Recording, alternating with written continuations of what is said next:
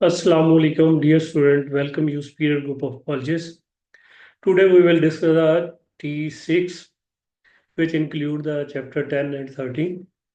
Let's discuss the MCQs. First MCQs answers is Charlie. The second Alpha. Third Delta. Fourth Beta. Fifth Alpha. Sixth Alpha. Next we will discuss the short question. पहले बेटा triploblastic animal का पूछा गया है, तो आपने triploblastic की definition देनी है कि 3 लेयर्स होती हैं और उन लेयर्स के नाम लिखने हैं और एक आध एग्जांपल जरूर दें।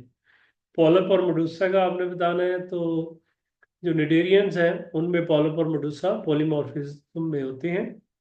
तो पॉलप जो है वो आपको पता है कि सिलेंड्रिकल शेप होता है, वो आपने बताना है, और न्यूट्रिटिव इन फंक्शन होता है, इसको गैस्ट्रोजोआइड भी कहते हैं। मेडुसा जो है वो सेक्सुअल है, अम्ब्रेला शेप है, तो ये आपने बताना होता है उसके बाद। Agriculture importance of earthworm. Earthworm जो है वो नेचुरल सॉइल के अंदर क्योंकि पेनिट्रेट करता है, तो बोरिंग एक्टिविटीज की वजह से वो सॉइल की पोरेसिटी जो है उसको इंक्रीज करता है, तो ये आपने उसकी इंपॉर्टेंस बतानी है।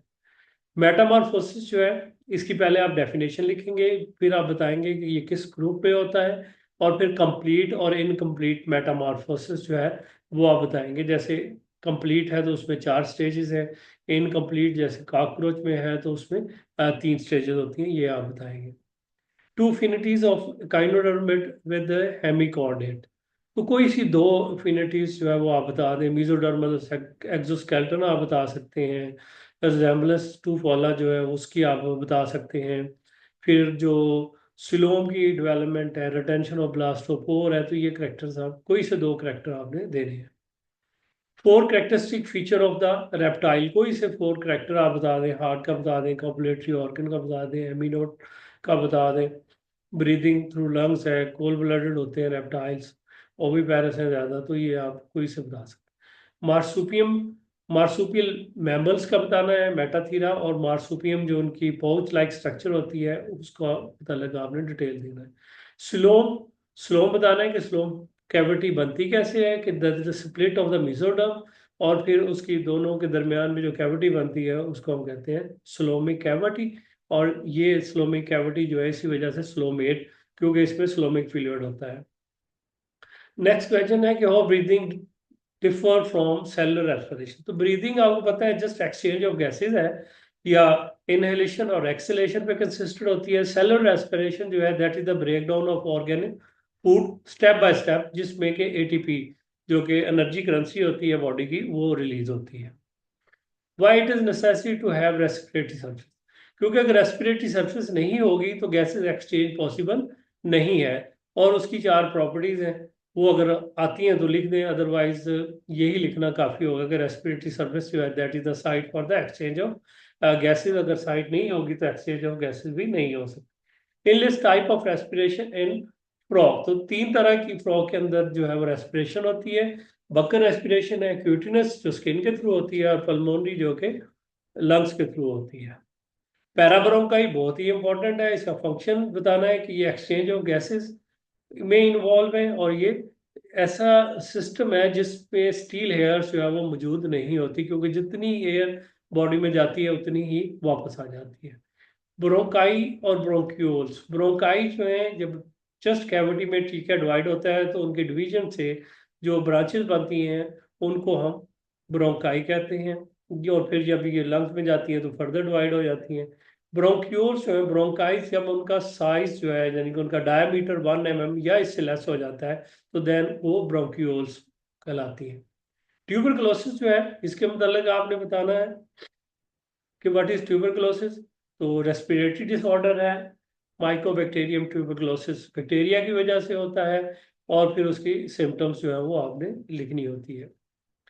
Enlist organelles involve in the photo respiration, तो क्लोरोप्लास्ट, ऑक्सीसोम्स और माइटोकॉन्ड्रिया उसमें इन्वॉल्व होते हैं, उनकी थोड़ी थोड़ी डिटेल आप देंगे। Next paper is B paper. First MCQs alpha, second delta, third beta, fourth Charlie, fifth beta, six delta. Radial और बायलेटरल स्पिट्री, तो रेडियल स्पिट्री आपको पता है जो ऑर्गेनिज्म जो है अमूमन सेंट्रल जो सेंटर होता है, सेंट्रल एक्सिस, उसके गिर्द बॉडी ऑर्गेनाइज्ड होती है, तो उसको हम रेडियल सिमेट्री कहते हैं। और it can be divided into two equal half by any plane या मोर देन वन प्लेन। और निडेरियन इसमें एक ही फाइलम है। बाइलेटरल सिमेट्री में राइट और लेफ्ट साइड डेफिनेट होती है, इंटीरियर और पोस्टीरियर होती है, और ये तमाम प्लेटिहेल्मिन्थेस से लेके ऑनवर्ड तमाम फाइलम उसमें शामिल होते हैं। प्रोटोस्टोमिया डिट्रोस्टोमिया की टू डिफरेंस आपने बताने हैं, तो कोई सी बता दें, क्लेविड का बता दें, स्लोम की बता दें, मिजोडर्म का बता दें। Polymorphism and also give examples. Polymorphism आपको पता more than two structurally and functionally different parts of individuals called zooids होते हैं, गैस्ट्रोजोइड्स हैं, गोनेडोजोइड्स हैं, कोई भी आप उनमें दे बता सकते हैं। एमिनोट और एनिमिनोट। एमिनोट वो है जिनमें फीटल मेम्ब्रेन होती है, एन एमिनोट में फीटल मेम्ब्रेन नहीं होती, जिसमें पाइसेस क्लास जो सुपरा क्लास है और एम्फीबियन शामिल है, जबकि एमिनोट में उसके बाद रेप्टिल, एविस और मैमल शामिल होते हैं। स्विम ब्लैडर्स जो है, स्विम ब्लैडर्स उन फिशेस में होते हैं जो बाउंसी करती हैं, मीन तैरती हैं, और ये तैरने के लिए बहुत इंपॉर्टेंट होते हैं। ये या तो डायरेक्ट फेरेंक्स के साथ कनेक्टेड होते हैं, या फिर ये इंटरनली बॉडी के साथ जो है वो कनेक्टेड होते हैं। और इनमें जब हवा बढ़ती है तो फिर वॉल्यूम इंक्रीज हो जाता है बॉडी का, तो ये ऊपर आ जाती है फ्लोट करके, और जब ये हवा निकाल देते हैं तो सिंक करके नीचे चली जाती है।